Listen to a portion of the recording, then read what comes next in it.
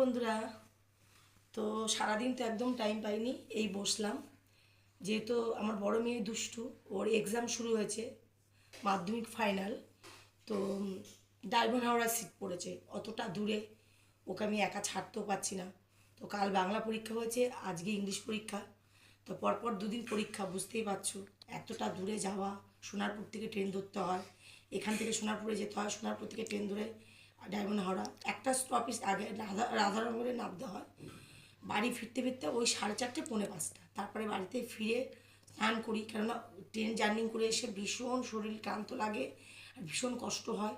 স্নান করি, স্নান করে একটু খাই, কেননা বাইরে খাওয়া হয় না সেভাবে কিছু। খেয়ে মানে একদম শরীর তখন দেয় না, একটু শুয়ে পড়ি। তারপরে উঠে ঘরে কত কাজ থাকে, যেহেতু বাড়িতে একটা বাচ্চা থাকলে কত কাজ থাকে জানোই তো। এটা নতুন করে আর বলার কিছু নেই, যাদের বাড়িতে বাচ্চা আছে জানি যে বাড়ির একটা সংসারে কত কাজ থাকে। এবার তারপরে বড়টা যেহেতু অনেকটা বড়, ওর এখন মাধ্যমিক ফাইনাল, ওর পেছনে আমার খাটতে হচ্ছে।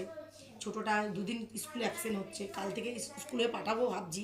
ওর আবার দাঁতে ব্যথা করছে, দাঁত গেছে ফুলে, এখন কি করবো জানি না।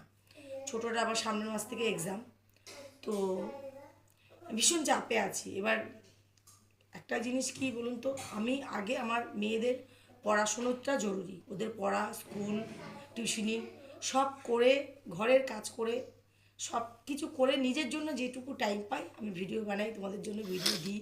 কেননা অল্প কিছু দিনের মধ্যে তোমরা আমাকে এতটা ভালোবেসেছো, এতটা সাপোর্ট করেছো, আগামী দিনগুলোও তোমরা করবে। আর এইটুকুই আশা তোমাদের কাছে। আর আমি একদম এই কদিন ভিডিও করতে পারছি না। এই যে ভিডিওগুলো আমি ছাড়ছি, আমি করে রেখেছিলাম আগে থেকে, এক্সাম শুরু হওয়ার আগে থেকে। হ্যাঁ ঠিক আছে, তুমি টেবিলে রাখো, আমি একটু বন্ধুর সঙ্গে কথা বলে নিই। এক্সাম শুরু হওয়ার আগে আমি ভিডিওগুলো করে রেখে দিয়েছিলাম, তো ভিডিওগুলো আগেই করে রেখেছিলাম পরীক্ষার আগে, তো ওগুলোই এখন আমি ছাড়ছি। তো 3 দিন ছুটি দিয়েছে, কারণ শনিবার আবার ম্যাথ পরীক্ষা আছে। তো 3 দিন ছুটি দিয়েছে, তো 3 দিন ওকে বলেছি খুব ভালো করে ম্যাথটা প্র্যাকটিস করবি। তো এই 3 দিনের মধ্যে যদি আমি সময় পাই আবার 2-1টা ভিডিও করব। আর পরীক্ষা শেষ হলে তারপরে আমি রোজ ভিডিও করব, যেমন করব।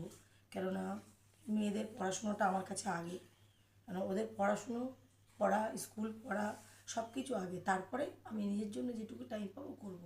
আর প্লিজ তোমরা যেমন আমাকে ভালোবাসো, ভালোবাসা দিও, আমার চ্যানেলটাকে সাবস্ক্রাইব করো, আমার ভিডিওটা দেখো, লাইক করো, শেয়ার করো, ব্যাস এইটুকুই তোমাদের কাছে অনুরোধ।